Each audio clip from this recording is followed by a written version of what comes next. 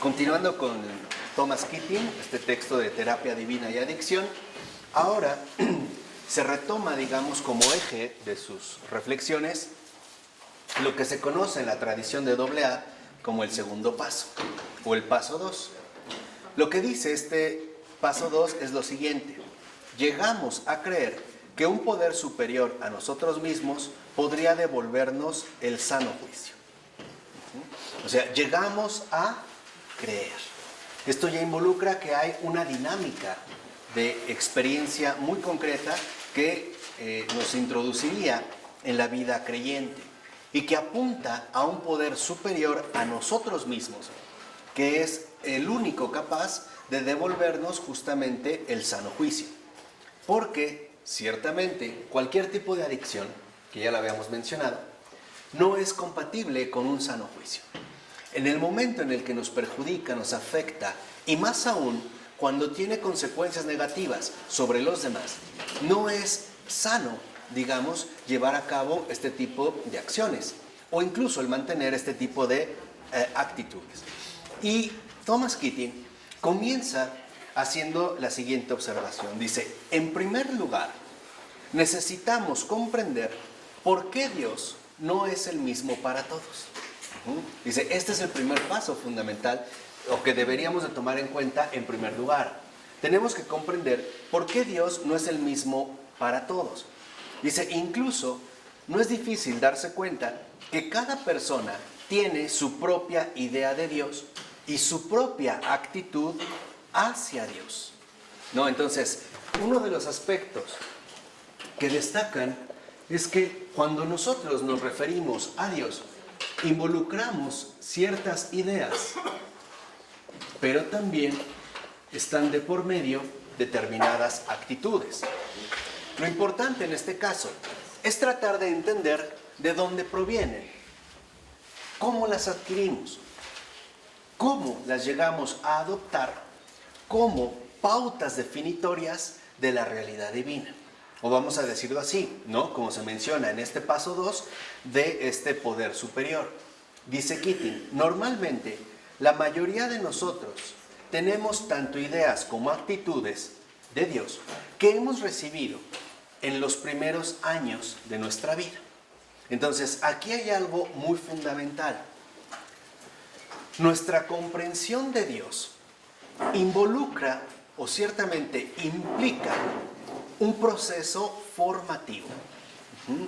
Es un encuentro vivo que se tiene que ir gestando de manera gradual. Entonces dice, nuestras primeras ideas y actitudes con respecto a Dios las adquirimos por lo regular en los primeros años de nuestra vida. Dice, y estas ideas y actitudes son ciertamente infantiles.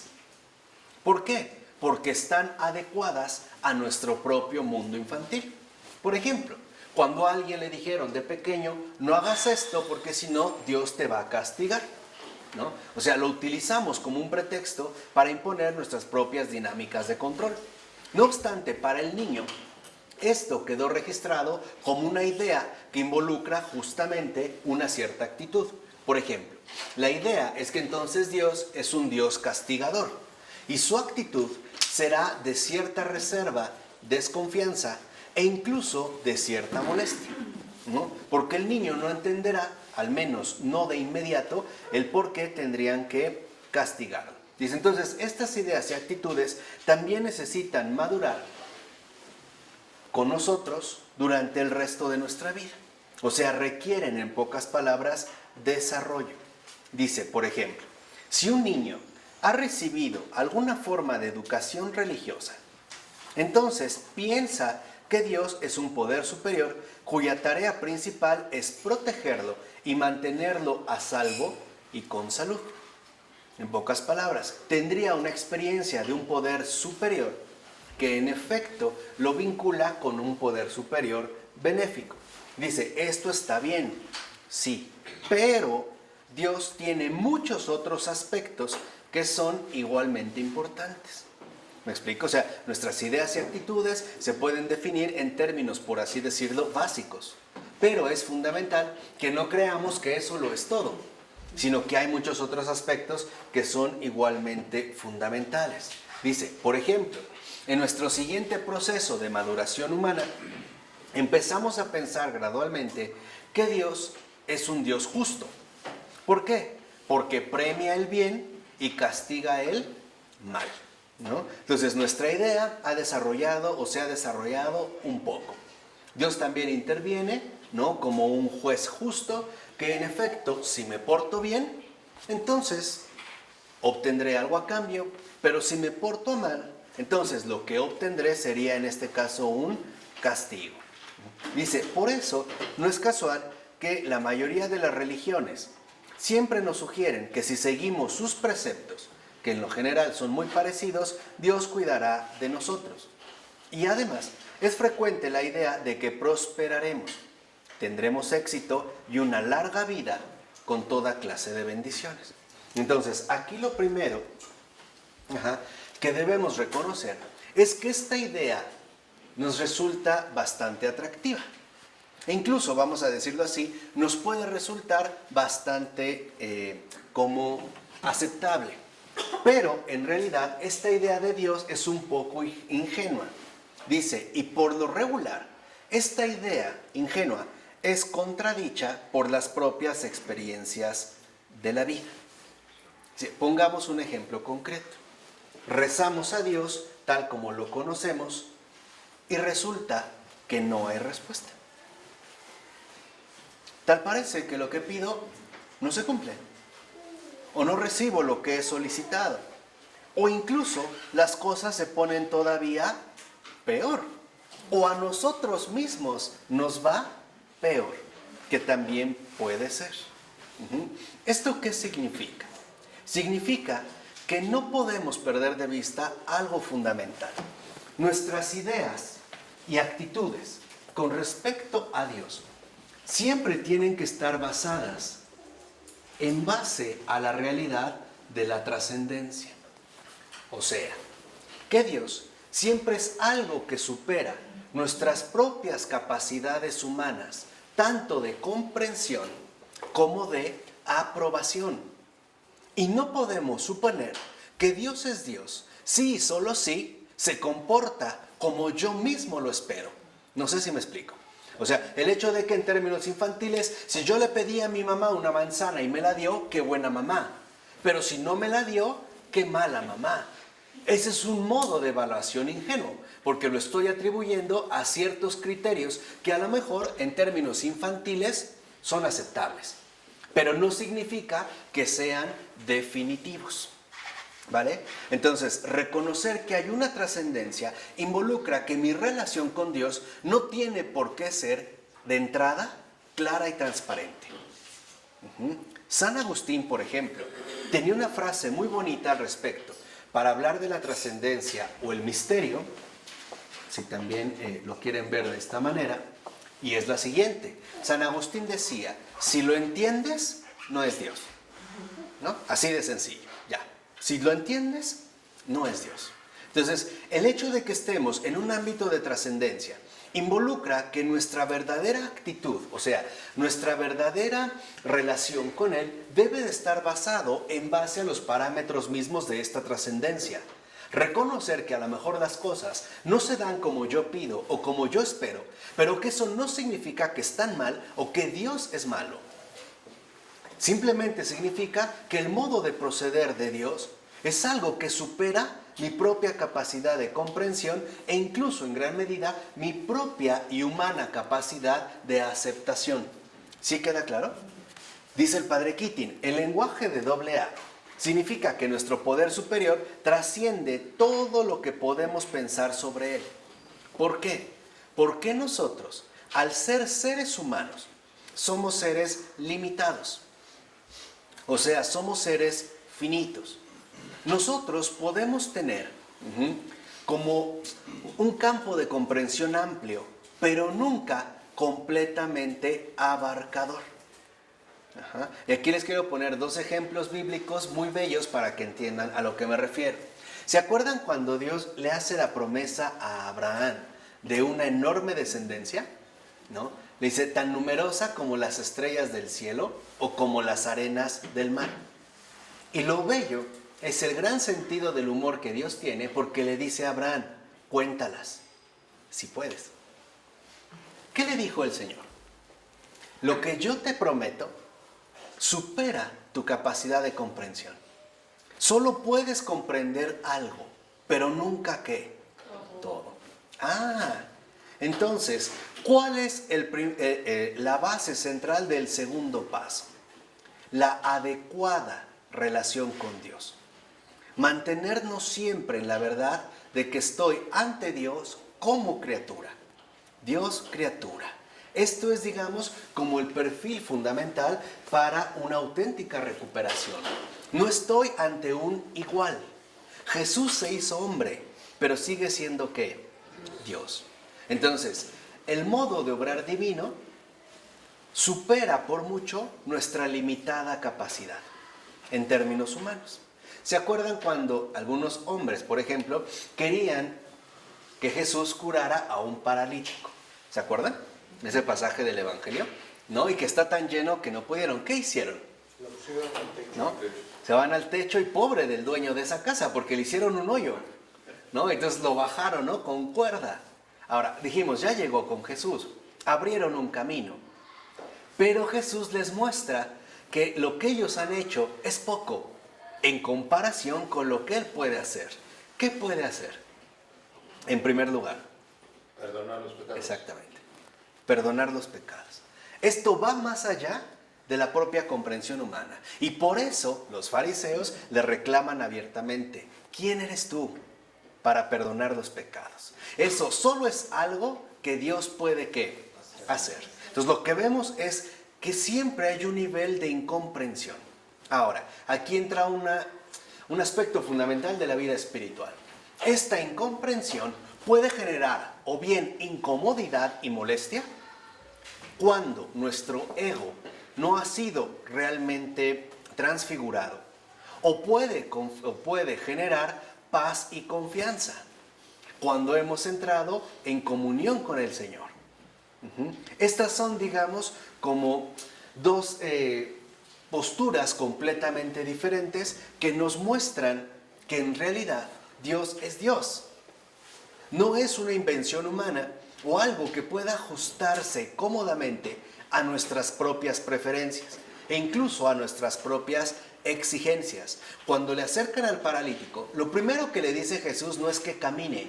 Lo primero que le dice es, tus pecados te son perdonados. Y después, ahora sí, ¿qué le dice? Levántate y anda. Entonces, que camine un paralítico no es tan sorprendente como la capacidad de ¿qué? De perdonar los pecados. Ahora, llevémoslo a un ámbito más amplio.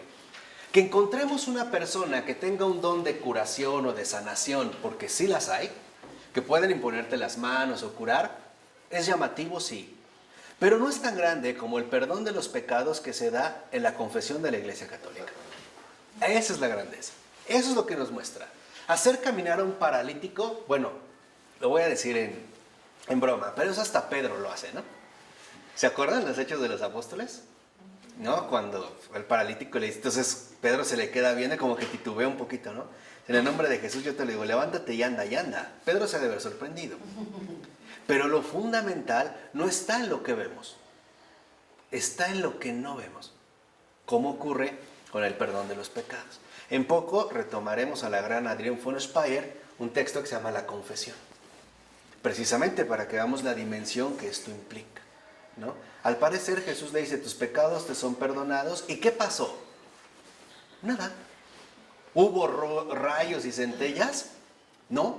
¿Captó la admiración de los asistentes? No. No. La indignación. Después lo que va a generar, lo que les decía, es que indignación. Y si lo vemos, por ejemplo, en el caso de Jesús, queda claro que la trascendencia o el misterio es algo que nos invita a incorporarnos cada vez más a esta dimensión de trascendencia y de misterio, que si bien es cierto, no podemos llegar a comprender del todo, sí podemos llegar a vivir de manera adecuada. a través, por ejemplo, de la confianza y de la auténtica entrega. Dice, por ello, dice Thomas Keating, es tan importante la meditación. O sea, a ver, meditar significa caer en la cuenta de ante quién estoy. ¿Quién es ese Dios hacia el que me estoy dirigiendo? Es una especie de genio de la lámpara, que en realidad recurro a él porque tiene la posibilidad de darme todo lo que le pido, o es una imagen hasta cierto punto siniestra que me invita a tenerle miedo e incluso, ¿por qué no?, en este caso, desprecio. Entonces, si preguntamos, ¿quién es Dios?, cada persona nos tiende a responder desde su propio condicionamiento cultural. O sea, desde su propia educación, desde su propio desarrollo y obviamente desde su trasfondo religioso o bien desde su trasfondo irreligioso. De tal manera que esto nos lleva a comprender también algo muy importante. Primero, la manifestación de Dios, el anuncio de la salvación, depende en gran medida de nuestra colaboración. Y esto es algo vital. Por eso Jesús también asciende al cielo, porque nos ha dejado todo, incluso Él mismo, que hoy celebramos, ¿no?, precisamente Corpus Christi, ¿no?, el cuerpo y la sangre del Señor, para que esta manifestación se realice de manera concreta, de manera cercana.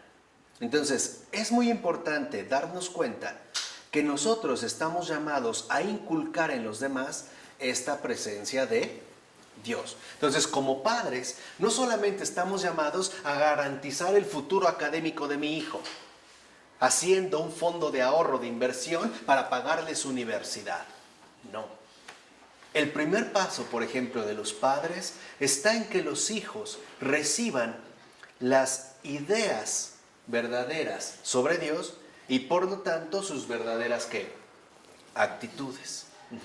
O sea, los padres tienen que inculcarle a los hijos la vida del misterio.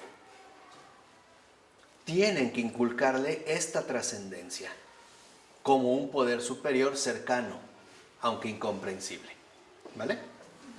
Por eso dice también en este sentido Keating, algunos, por ejemplo, han estado expuestos en exceso a la formación religiosa y por ello es posible que se rebelen contra ellas, ¿no? Como aquellos que, por ejemplo, eran obligados a ir a misa, toda su vida fueron a iglesia a escuelas religiosas y lo vieron más bien como una cierta disciplina, ¿no? O sea, lo vieron finalmente como una disciplina impuesta y que en gran medida muchas de las ideas o actitudes que se formaron en esos entornos ciertamente no eran los más correctos.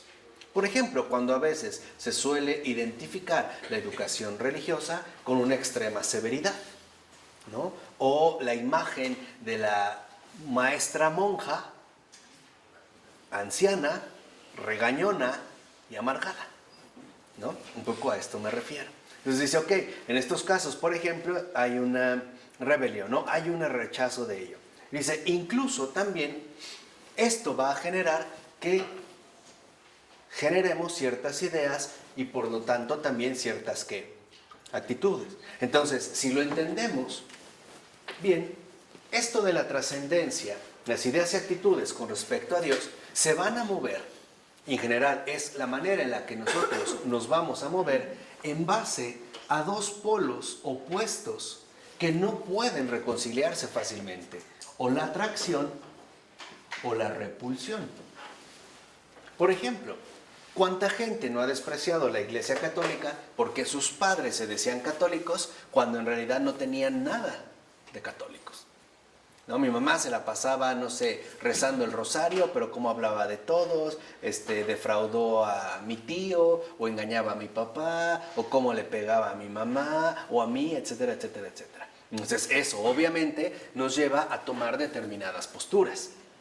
Y además debemos de tener en cuenta que la mala conducta o vamos a decirlo así, la vida no tan respetable de ciertas personas representantes de una religión nos llevan a desarrollar ciertas ideas y también, por lo tanto, nos llevarán a desarrollar determinadas actitudes. Por eso les decía que es tan importante que nos tomemos en serio la confesión que profesamos. O sea, si nosotros decimos creer en Jesús y nosotros realmente no llevamos una vida así, el que va a quedar mal no es Jesús. El que va a quedar mal somos nosotros y vamos a provocar un daño inmenso en mucha gente. Este es un punto, digamos, como muy claro que no podemos pasar por alto tan a la ligera. Entonces dice, muchas veces este tipo de personas, especialmente los representantes de una religión, hacen daño directa o indirectamente a ellos y por lo tanto su actitud y sus ideas se ven modificadas. Dice, o simple y sencillamente, a muchos no les gustan los preceptos y las exigencias que ven como autoritarias de este o aquel aspecto de su religión. Por ejemplo, ¿cuánta gente ahorita que ha adquirido tanta auge el Islam han decidido, por así decirlo, occidentalizarse, considerando que el uso de la burka, por ejemplo, es un exceso autoritario, o el hecho de que estén, digamos, constreñidos a ciertos preceptos ciertamente como opresivos, ¿no? Dice, el vestido que utilizan, que los cubre todos, ¿no? Que a veces incluso lo traen con velo, ¿no? Y que a veces no los dejan ver nada. Dice, entonces, lo primero que tenemos que captar es en qué situación se encuentra la persona con respecto al poder superior. ¿Cuáles son las ideas o actitudes que ya trae programadas? O por utilizar un lenguaje informático, ¿con qué software o sistema operativo está funcionando? ¿Qué versión es para empezar? A ver, ¿es una PC o es una Mac? ¿Es una versión 97 menor o es el 10? ¿No? ¿Es touch o es analógico? O sea, debemos primero de entender la situación concreta de la persona hacia la cual se pretende dirigirla hacia este poder superior. Entonces dice, por ejemplo, las personas que se han movido por el ámbito de la repulsión requerirán, en primer lugar, tiempo para poder, ¿no?, irse reconciliando o reencontrando con este poder superior. Y también requerirán una constante motivación.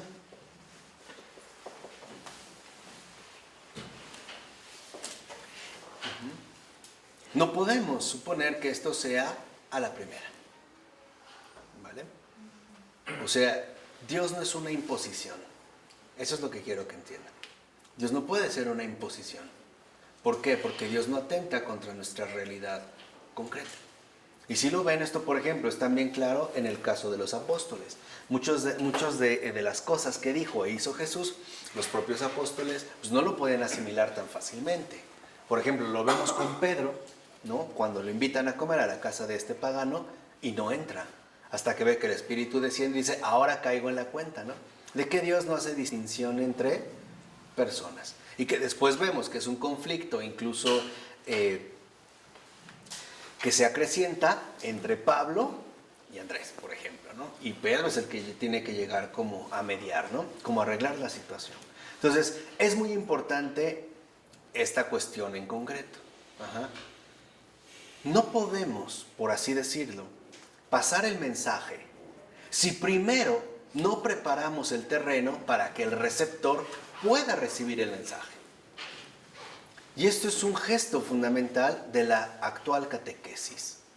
No se trata de hablar solamente de Dios, o mejor dicho, no se trata solamente de hablar de Dios. Se trata de preparar a las almas para que puedan encontrarse con Él. ¿Vale?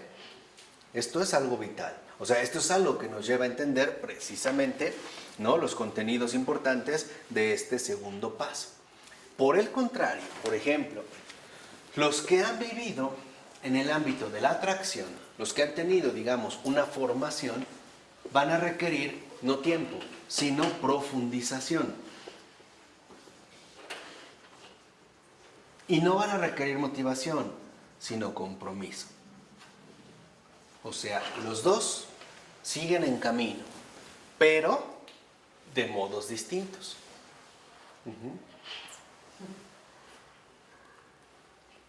Por ejemplo, si una persona llega sumamente afligida por una situación concreta de su vida, pues yo no puedo llegar a regañarlo o a decirle que está mal. Lo primero que tengo que hacer es entender o tratar de comprender a fondo cuál es su experiencia concreta de vida. Este es el primer, digamos como el primer requisito. Ya después podremos entrar a otros campos, o ya después podremos abordar otro tipo de temáticas. Porque si no, en lugar de hacer bien, terminaremos haciendo un mal, ¿vale? O sea, no podemos llegar de inmediato, digamos, a imponer a Dios. No, hay que ayudar a las almas para que puedan encontrarse con Él. Dice, aquí por ejemplo, si se promueve la meditación en todos aquellos que han sido formados, o mejor dicho, deformados dentro del campo de la repulsión, entonces la meditación les puede ayudar mucho precisamente porque les invita a que Dios se presente Él mismo.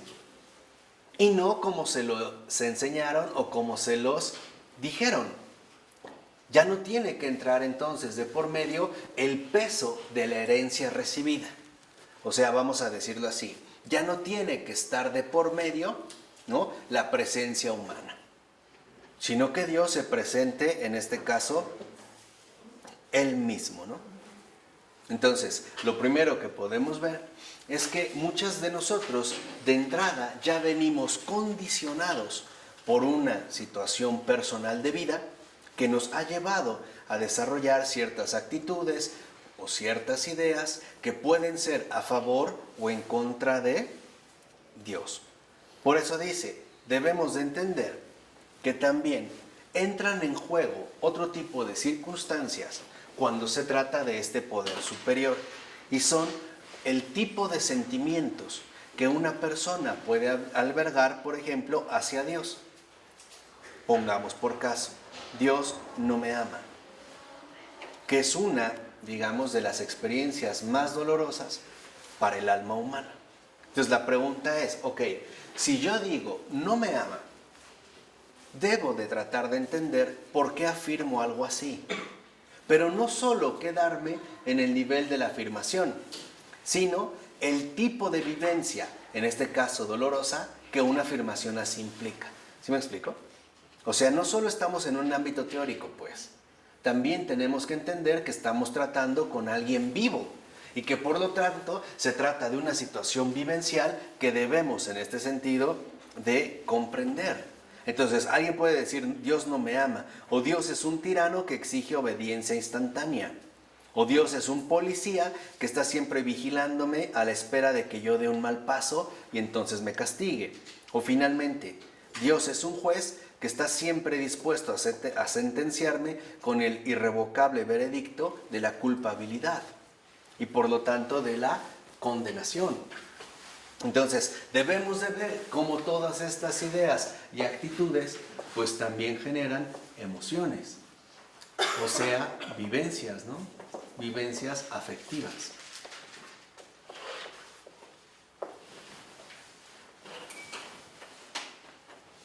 Y esto es una dimensión que a veces pasamos por alto. No es que Dios no me ama, no, cállate, Dios te va a castigar, todavía. O sea, todavía estoy pasando tan mal y todavía me amenazan. No, pues entonces, ¿qué tengo que ver con Él? ¿Vale? Esto, por ejemplo, es una de las cuestiones que Teresa de Calcuta nos vino a recordar en estos tiempos recientes. Acuérdense que ella trataba con los más pobres de entre los pobres.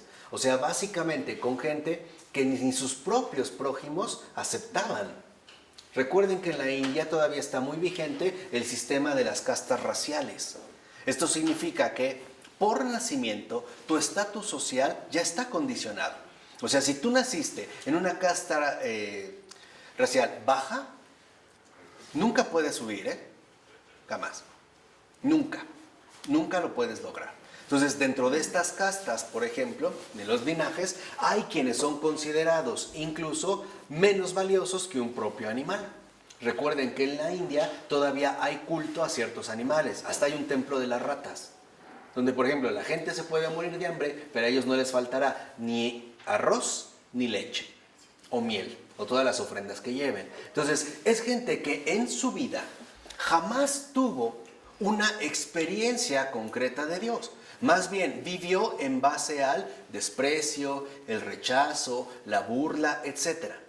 Ya imaginarán qué tipo de ideas tenían acerca de Dios o cuál eran el tipo de actitudes. Entonces, cuando se acercaba, por ejemplo, Teresa de Calcuta y los quería tocar, porque aparte los iba a buscar literalmente a los tiraderos. En la India hay unas zonas de basura donde llegan unos camiones con unas especies de palas enormes donde recogen la basura y los echan en la caja y los llevan a las afueras de la ciudad. Bueno, en estos tiraderos es a donde esta gente se iba literalmente a dejar morir. En esas condiciones, porque sabían que nadie les iba a tender la mano. Es más, si pasaba una gente de linaje superior, entonces, y lo veía, el del linaje superior se baja o el otro se quita. Es más, ni siquiera le hablan. Bueno, ni lo miran. O sea, no vale absolutamente que nada. Entonces, cuando van en los tiraderos es porque prácticamente ya están condicionados a que su vida no vale absolutamente que nada.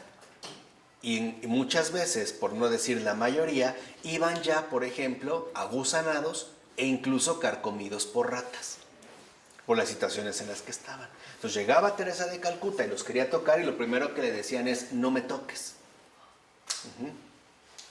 Fíjense qué diferente sentido, como cuando una mujer está muy enojada, ¿no? Es un sentido muy distinto, ¿no? Cuando la mujer ya llega a su límite, expone el no me toques, suéltame, déjame, ¿no? En cambio aquí es una situación distinta, pero no me toques. Esta simple expresión de no me toques reflejaba todas las vivencias afectivas que estaban ahí.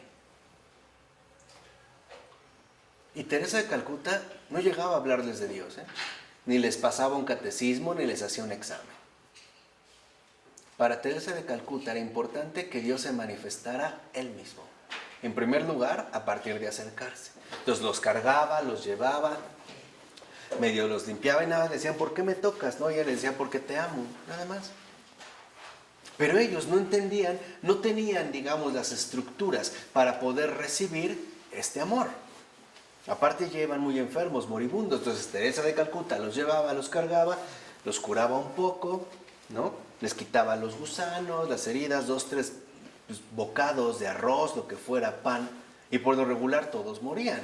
Su primera casa que fundó es una casa para moribundos. Lo llamativo es que le decían, madre, toda mi vida viví peor que un animal, pero ahora muero como un ángel.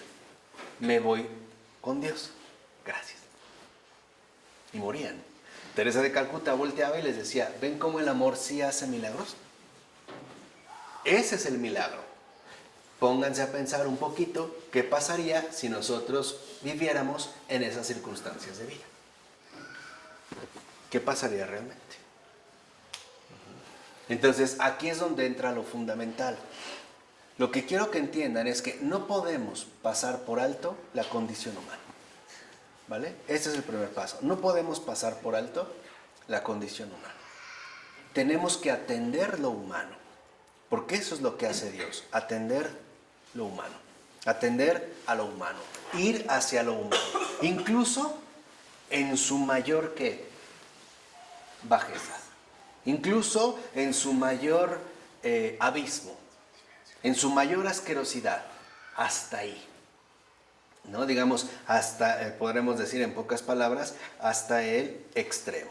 Entonces dice, si nosotros, por ejemplo, entendemos que Dios no es una cuestión netamente conceptual y proponemos una meditación no conceptual, como es la oración centrante, que ya hablamos, entonces podemos entender que Dios tiene la posibilidad de manifestarse tal y como es, como una realidad viva, no como una idea o no como una teoría.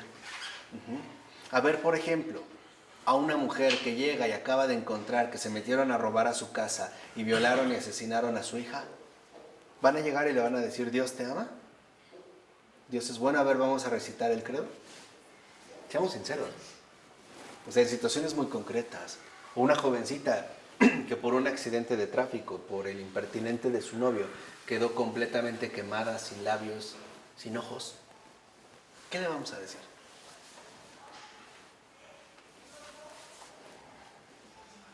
Seamos honestos, o sea, en estas situaciones que son reales y que aparte son muy abundantes.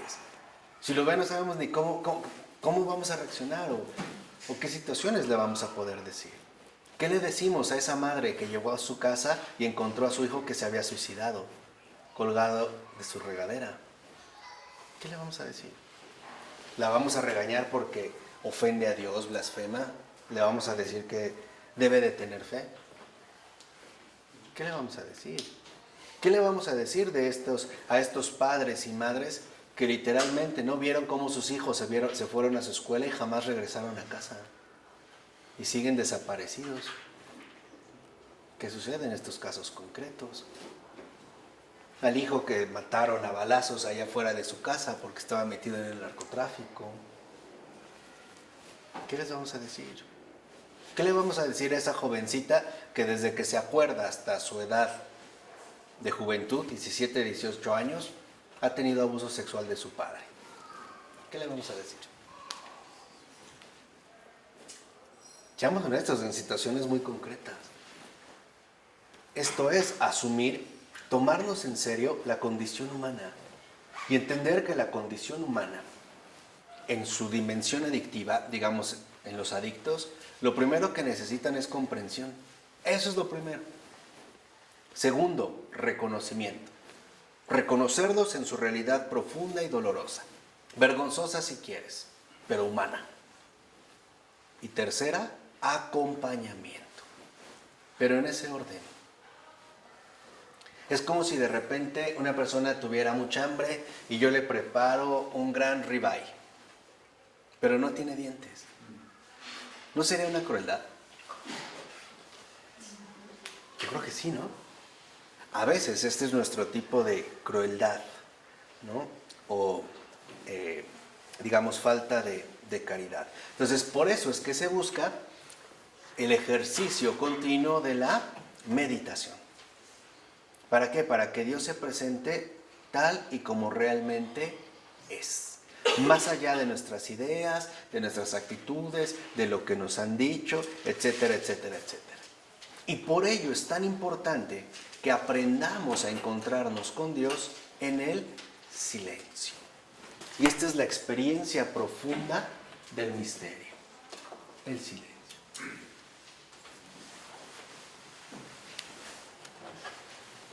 Por lo regular, nosotros nos encontramos agobiados por un montón de pensamientos que están todo el tiempo ahí haciendo ruido como hojas secas, ¿no? Como si fuéramos caminando en un bosque de hojas secas. Truenan, truenan, truenan, truenan, truenan, truenan. No, lo que tenemos que aprender es este silencio. ¿Por qué? Porque este es el medio más adecuado para experimentar a Dios con toda claridad. E incluso, vamos a decirlo así, para escucharlo nítidamente más allá de las palabras humanas. Más allá de lo que humanamente, precisamente, podríamos comprender. De tal manera que en este silencio se da la enorme posibilidad, al hacer oración, de dos cuestiones fundamentales. Que nuestro corazón se desahogue por completo. Porque no solo se trata, y eso a veces es un error, de escuchar a Dios. Se trata de reconocer que Él también nos escucha y le importa. Y aquellos gemidos que quizá traemos arraigados en lo más profundo del corazón y que no nos atrevemos a manifestar a nadie más, para Él son audibles en todo momento. Nuestros sufrimientos, nuestras quejas, nuestras angustias, nuestros dolores, etc., Él los escucha constantemente. Entonces, al entrar en la oración, en esta meditación, ¿no?, la oración centrante, permitimos que nuestro corazón se desahogue y que precisamente todos nuestros sentimientos negativos o nuestros pensamientos de carga afectiva, de carga negativa, se descarguen se logren precisamente descargar. Porque solo Dios puede soportar lo que un alma humana es capaz de contener en su corazón. Solo Él, ¿o no? ¿Cuántas veces, por ejemplo, le queremos abrir nuestro corazón a otra persona y vemos los resultados negativos que trajo consigo? Nos criticó, nos juzgó, se enojó, se escandalizó, me etiquetó, etc. Solo Dios puede soportar la carga de un corazón humano. Esto es por una parte. Y por otra parte también escuchamos a Dios en la paz que nos transmite en este mismo diálogo. ¿Sí me explico? No es de palabras, no es a la manera de un diálogo formal humano. ¿Cómo estás? ¿Bien? ¿Y tú? Bien también. ¿Y qué tal la familia? Bien. Ah, órale, nos vemos. Ya, no pasó nada. No. Aquí se trata de un diálogo verdaderamente vivo y verdaderamente auténtico.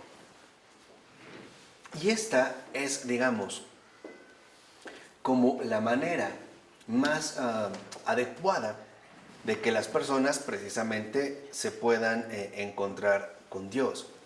Así que entonces la respuesta de Dios es una cierta paz y una cierta calma, que gradualmente irán, ¿no?, adquiriendo mayor profundidad e incluso mayor intensidad. ¿Vale? Esto dentro de este diálogo. Entonces, en pocas palabras, sencillamente se trata de estar abiertos. Y esta es la fuerza del segundo paso, apertura.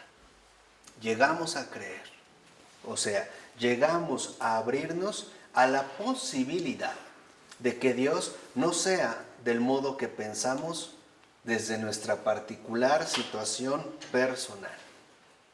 Al menos. Esta apertura. Llegamos a abrirnos a la posibilidad de que Dios no sea tal y como lo he ideado desde mi propia experiencia humana. O por lo menos no desde mi propia experiencia humana que he tenido hasta ahora. Por ejemplo, hay un factor que a veces también se pasa por alto y que hoy es bastante común. Ante la separación de los padres, ¿no?, este abandono de los hijos trae secuelas bastante profundas. ¿Cómo? Si me han dicho que Dios es Padre, ¿cómo puedo entender, por ejemplo, que mi padre me haya abandonado?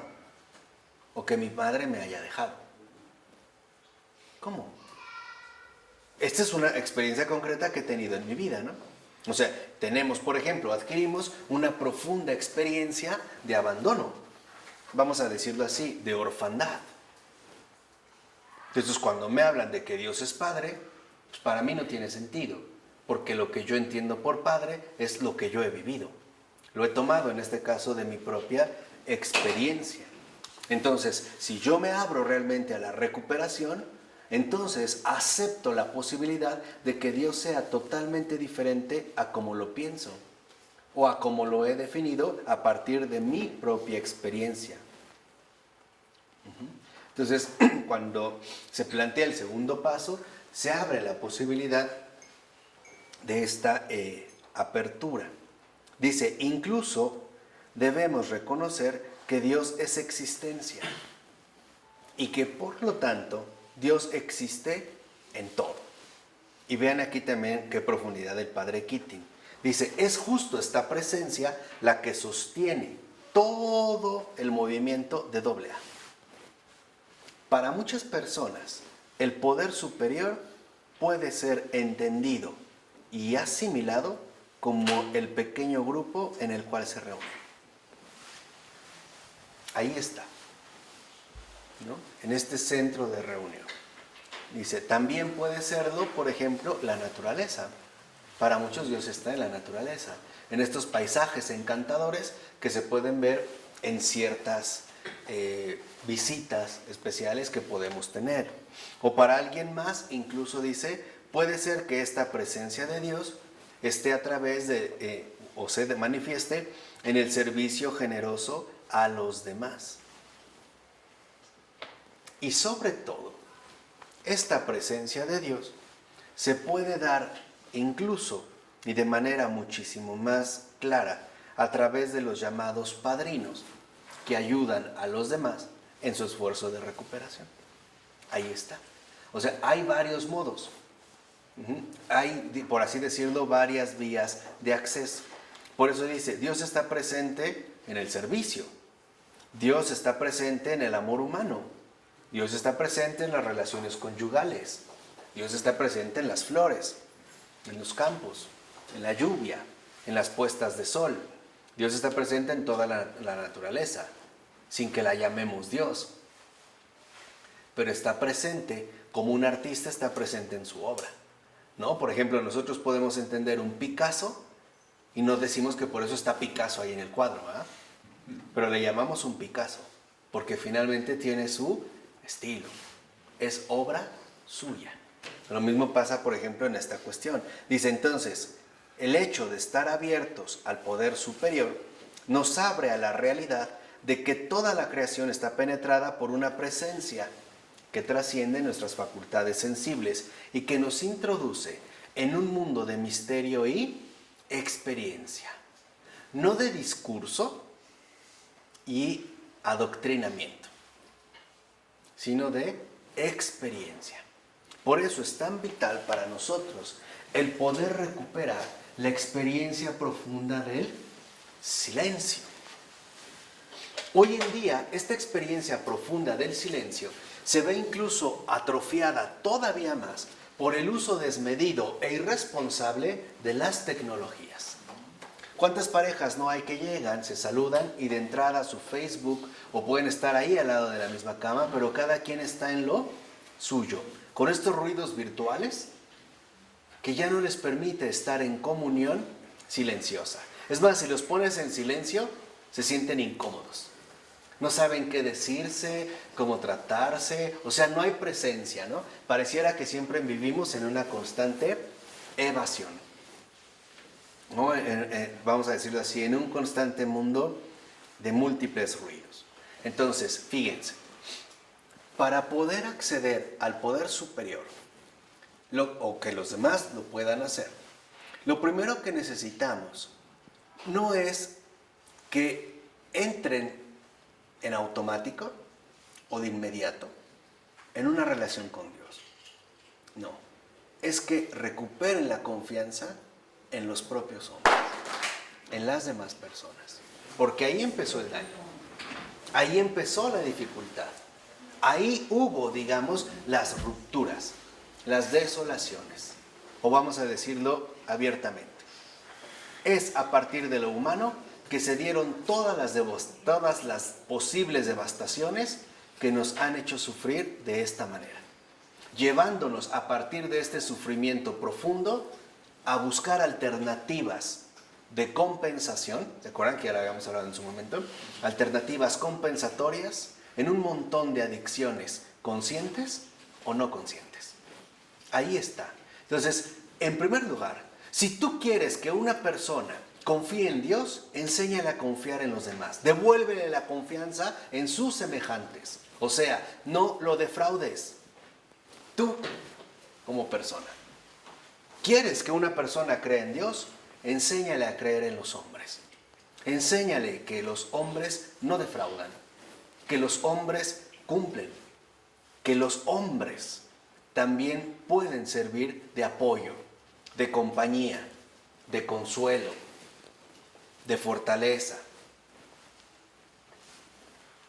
Este es, digamos, el preámbulo para acceder al poder superior. ¿Y cuántas veces en los grupos de recuperación no hay nidos de víboras, ocultos y no tan ocultos? Rivalidades, chismes, empiezan a ventanearse sus experiencias, o simple y sencillamente a tirarse mierda unos a otros. Ahí no hay presencia. Entonces, esto es vital. Cuando una persona llega con un determinado problema a un lugar de recuperación, lo primero que hay que trabajar es que recupere los puentes de comprensión y de comunicación con sus propios semejantes. O por ponerlo en términos un poquito filosóficos, antes de ir al invisible, primero que se reconcilie con lo visible. Antes de ir a Dios, que se reconcilie con los hombres. Y para eso estás tú. Esa es tu labor. Esa es tu labor. Ese es tu trabajo, ese es tu servicio. O vamos a decirlo así, esa es precisamente tu misión. Pero ¿cuántos no son tan retorcidos que incluso se presenta una persona en situación de vulnerabilidad y aprovechan esa misma situación para su propio provecho, para sacar ventaja? Viene con el corazón destrozado, mira, pobrecita, yo te apapacho, terminamos en un hotel de paso, como si nada, y en lugar de ayudarte, más bien te hundí todavía que más. Entonces, si te preocupa que tus hijos no creen en Dios, no te preocupes por eso. Preocúpate porque no dejen de creer en los hombres, porque no dejen de creer en sus padres, en sus hermanos, en sus profesores, en general, en todo aquel semejante, en todo aquel ser humano que precisamente le rodea. ¿Vale? Entonces, es una cuestión de experiencia, vuelvo a insistir, no de doctrinas, o de simples doctrinas, no de palabrerías. No se trata de un discurso adornado, no, se trata de una experiencia en verdad concreta. Por eso yo les he insistido que sean muy conscientes del peso de las palabras y que entiendan que lo que dicen importa, que cada palabra dicha importa. Por eso el Señor nos dijo que también daremos cuentas de todas y cada una de las palabras que dijimos, ¿no? Porque cuenta. El verbo, el logos, es un enorme privilegio. Y no estar, digamos, como hablando a la ligera. Entonces dice, cada vez que una experiencia nos aporta esta presencia benéfica y nos trae paz, entonces nos lleva a superar poco a poco nuestras propias ideas y actitudes. Por ejemplo, qué diferente es que cuando hemos tenido una mala experiencia en el amor, o sea, en el noviazgo, por ejemplo, qué diferencia es cuando encontramos a un buen hombre o a una buena mujer. Pareciera que nos abre de nuevo las ventanas para respirar aire fresco. E incluso no aparece de nuevo una gran motivación, pero qué difícil es superar ese pasado tormentoso que se arrastra, ¿no? Estar peleando con sombras. Qué difícil es cuando alguien te dice, es que discúlpame, mira, no eres tú, pero es que la otra persona con la que viví. Y uno se pregunta, ¿y yo qué? ¿Yo qué tengo que ver ahí? Esa es la iniquidad. La iniquidad es que sufrimos por algo que no cometimos. O simple y sencillamente en lo que no tuvimos absolutamente nada que ver. Entonces vienen los reproches, ¿no? Pero eso ya es cosa del pasado, yo soy otra persona, no sé qué, no me valoras, no me quieres. Entonces se empieza a volver como una bola de conflictos inmensa, ¿no? Que puede terminar en una verdadera guerra. Entonces, lo que requerimos es, nuevamente, ¿no?, un sentido genuino de perdón, de reconciliación. Preparar el terreno para el encuentro con Dios. Volvemos a repetir en resumen. ¿Quieres que alguien se encuentre con Dios? Haz primero que se encuentre con una criatura de Dios. Con una criatura que Él ha hecho y de la cual afirmó no solo que era buena, sino que era ¿qué? Muy buena. ¿Se acuerdan en el Génesis? Hace toda su creación y vio que era bueno. Pero cuando crea el hombre y la mujer, vio que era muy bueno. No que era muy malo, muy hipócrita, alguien en quien no puedes confiar, muy abusivo, muy lujurioso, muy chismoso, muy corrupto. No. Tenemos que manifestar esta realidad que nos ha sido dada, precisamente para superar un problema de adicción. ¿Vale? Por ello es fundamental la oración y la intervención, silencio y presencia, Dios y hombre, trabajando de manera conjunta, trabajando de manera coordinada, llevando a cabo un esfuerzo permanente por ayudar a los de más. Por eso es importante que no tratemos solamente de responder a la pregunta ¿quién es Dios? De manera racional, sino que lo hagamos a través, por ejemplo, de la meditación, donde podemos sentarnos tranquilos, nos permitimos estar en silencio ante Dios y vamos más allá de nuestros pensamientos para llegar a lo que Dios es, no a lo que yo pienso o a lo que me han, en este caso, dicho. Por eso dice el padre Keating, sería aconsejable empezar entonces con 1 minuto de silencio, poquito, poco a poco, porque algunas personas, especialmente en nuestra cultura occidental, no han experimentado nunca el silencio, siempre con ruidos. Bueno, hay gente que se duerme con audífonos. Elías. Y es terrible, de verdad es terrible, terrible, terrible, porque sofoca el alma. O sea, lo que queremos, dijimos, es este silencio para escuchar a Dios, como a través de una forma vivencialmente profunda, un consuelo, ¿no? Una pacificación, o qué sé yo. Dice, algunos, por ejemplo, tienen los audífonos siempre puestos, incluso cuando duermen. Entonces el ruido los acompaña toda la noche. No saben qué es el silencio. De hecho, hoy el silencio es algo bien desconocido para la mayoría de las personas. Al grado de que les decía, si empiezan a entrar en silencio, se sienten como incómodos. O no sé si han visto que de repente, sobre todo en las generaciones jóvenes, se va la luz y entran en pánico, ¿no? O sea, la luz que los obliga a reflexionar un poco, a concentrarse en sí mismos. No, hay que evitar estos apagones. Entonces, lo primero, lo que tengo a la mano, el celular, y si se quedó sin pila, pues la computadora, y si no la cargué, pues me duermo, lloro o a ver qué hago. Pero no sé qué más hacer. Entonces, dice el padre Keating, tenemos que empezar poco a poco. Puede ser un verdadero minuto, cerrando los ojos, respirando profundamente y concentrándome, por ejemplo, en una palabra, ¿no? Jesús. Después podremos ir aumentando poco a qué. Poco a poco. 5 minutos, 15, 10, 20, 1 hora. Hasta que logremos estar en un verdadero silencio interior.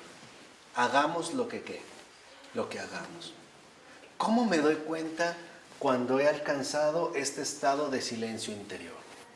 Porque la presencia de Dios siempre me acompaña. Nada me altera. No me preocupo. Es como el mar. No sé si se han fijado bien. En el mar, en la superficie, puede haber muchas olas, grandes o pequeñas, corrientes, mareas. Pero ¿cómo está en el fondo? Quieto. Quieto.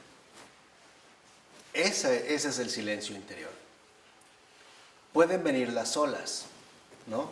Grandes, ruidosas, o sea, las dificultades ordinarias de la vida, ¿no? Híjole, tal vez me van a correr, o fulano de tal, o no me llegó mi cheque, o qué sé yo, o creo que mi esposa me engaña, bla, bla, empiezan las olas. Sí, pero si hemos alcanzado este silencio interior, en el fondo, ¿cómo estamos? Tranquilos. Esa es la paz del Señor. Esa es la paz que el Señor nos quiere compartir a todos y cada uno de nosotros. Esa es la paz que precisamente el mundo no conoce, porque para el mundo la menor agitación es señal de alarma y de caos. Así, a lo primero. Y lo vemos incluso en estas manifestaciones grupalmente neuróticas, ¿no? Híjole, tal vez va a haber una guerra. Todos a los súperes a comprar comida, agua, etcétera. O sea, ya, no. Siempre agitados por lo más terrible. Oye, híjole, me mandó a hablar mi jefe. No, me va a correr. ¿Te dijo algo? Sí te dijo, ¿verdad? Tú lo sabes. Ándale, dime. No. Eso es no haber tenido realmente esta experiencia del silencio. Por eso es tan importante para cada uno de nosotros el comprender que estamos llamados a vivir y a experimentar algo muy diferente de lo que hemos pensado, de lo que hemos asumido hasta este preciso momento. Y no olvidar estas palabras extraordinarias de Jesús, y el Señor no defrauda a nadie, que nos dijo, he aquí que vengo y hago todas las cosas nuevas. Eso es lo que Él nos quiere aportar en nuestra vida. Una experiencia totalmente nueva. Una experiencia nueva, de verdad y en la verdad, en la cual saldremos radiantes y llenos precisamente de gozo. ¿Se acuerdan del Salmo? Al ir iban llorando, ¿no? Así empezamos la meditación, la oración. Pero de regreso, ¿cómo iban? Las gavillas, ¿no? Y de regreso, ¿cómo venían? Cantando, alegres. Esa es la oración. Por lo regular, al ir, o sea, al entrar en la oración, no vamos muy bien. Pero al salir, vamos cantando. Vamos realmente radiantes. Vamos realmente, ¿no? Llenos de esta nueva experiencia que se llama el poder superior. ¿De acuerdo? Vamos a dejar hasta aquí. En nombre del Padre, del Hijo y del Espíritu Santo. Amén.